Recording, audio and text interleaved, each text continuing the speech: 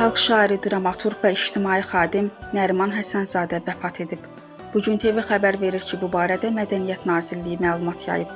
Nəriman Həsənzadə ömrünü Azərbaycan ədəbiyyatının inkişafına həsr edib.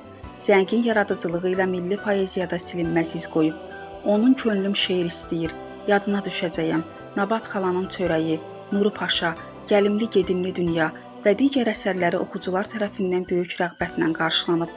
Bir sıra əsərləri müxtəlif dillərə tərcümə olunub və səhnələşdirilib. Xalq şairi Azərbaycan ədəbiyyatı və mədəniyyətinin inkişafındakı xidmətlərinə görə əməkdar incəsənət xadimi və xalq şairi fəxri adlarına, həmçinin şöhrət, şərəf, istiqlal və Heydər Əliyev ordenlərinə, eləcə də Heydər Əliyev mükafatına layiq görülmüşdü. Allah rəhmət eləsin.